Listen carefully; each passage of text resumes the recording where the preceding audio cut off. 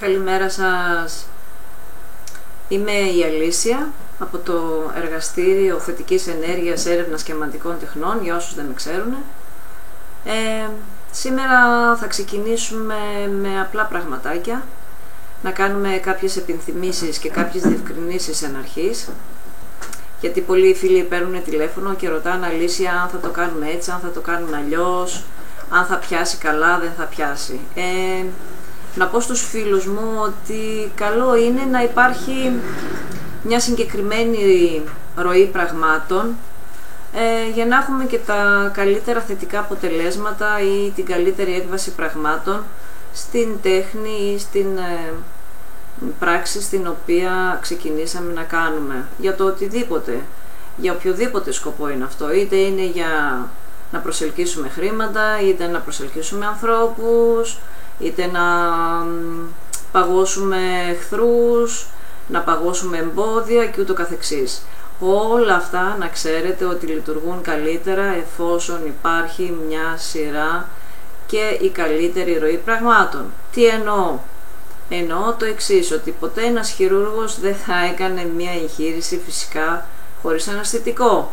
Ούτε ποτέ θα μπορούσε να κάνει μια εγχείρηση χωρίς να έχει το νηστέρι του.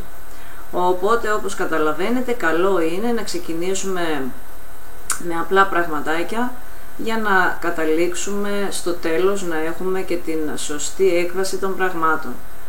Τι εννοώ? Δηλαδή, καλό είναι απ' αρχής να ετοιμάσουμε όλα όσα χρειαζόμαστε για την εργασία μας. Να δώσουμε ένα μικρό παράδειγμα. Για ένα απλό κάψιμο, τίποτα φυσικά δεν είναι απλό, αλλά απλό εννοώ για κάτι το οποίο είναι συνήθις στην τέχνη μας. Ξεκινάμε με το να έχουμε έτοιμα τα λιβανάκια μας, να έχουμε έτοιμο το κεράκι μας, να έχουμε έτοιμα τα χαρτιά και τα μολύβια τα οποία θα χρησιμοποιήσουμε στην πράξη και στην τέχνη στην οποία θέλουμε να κάνουμε εκείνη την ώρα. Λιβανίζουμε το χώρο μας, προετοιμάζουμε την ασπίδα προστασία μας και σιγά σιγά ξεκινάμε και ενεργοποιούμε την κατάσταση την οποία θέλουμε να έχουμε. Δηλαδή βάζουμε το λαδάκι μας στο κεράκι, το ανάβουμε, γράφουμε το ξόρκι μας ή την επιθυμία που θέλουμε και το καίμε, και η συνέχεια μας είναι γνωστή από τα προηγούμενα βίντεο.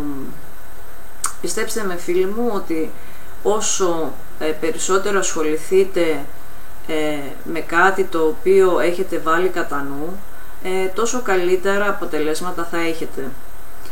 Φυσικά ξεκινάτε, καλό είναι μάλλον να ξεκινήσετε με το δημιουργικό οραματισμό, ενεργειακό οραματισμό, πέστε το όπως θέλετε, διότι είναι το ήμιση από αυτό που θέλετε να πραγματοποιήσετε. Τώρα, να πούμε μερικά πράγματα όσον αφορά το θέμα της υγείας μας. Έχουμε πει για τα χρήματα, έχουμε πει για τον πλούτο, έχουμε πει για τους εραστές, για τις ερωμένες, και πιστέψτε με ότι θα ήταν ανούσιο να τα έχουμε όλα αυτά εάν δεν υπάρχει υγεία στη ζωή μας.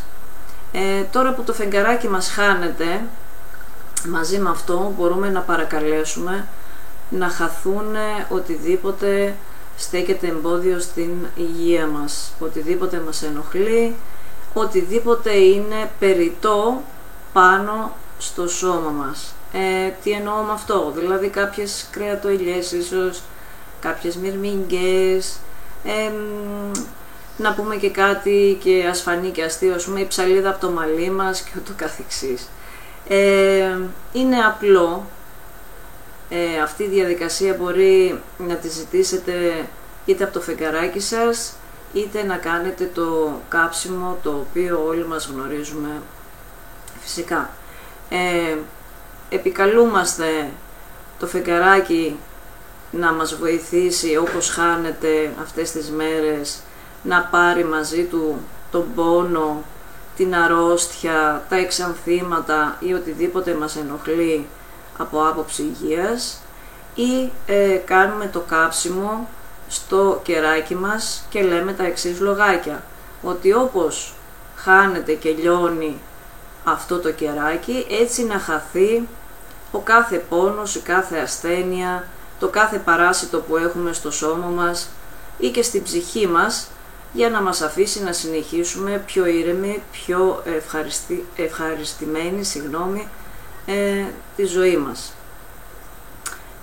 Μπορείτε να το κάνετε αν νομίζετε ότι το θέμα της υγείας σας είναι λίγο σοβαρό. Μπορείτε να το κάνετε κατά τη διάρκεια όλης της χάσης.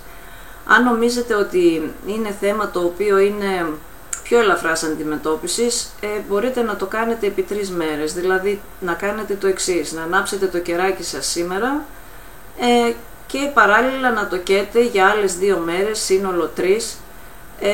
Οπότε με αυτόν τον τρόπο θα μπορέσετε να καλυτερεύσετε και την κατάσταση της υγείας σας. Αυτά προς το παρόν για σήμερα. Αν θέλετε κάτι ή αν έχετε απορίες για το οτιδήποτε, το τηλέφωνο μου είναι γνωστό. Να έχετε μια πολύ καλή συνέχεια, ένα όμορφο Σαββατοκύριακο, με πολύ αγάπη από μένα. Φιλιά πολλά, Αλήσια. Γεια σας!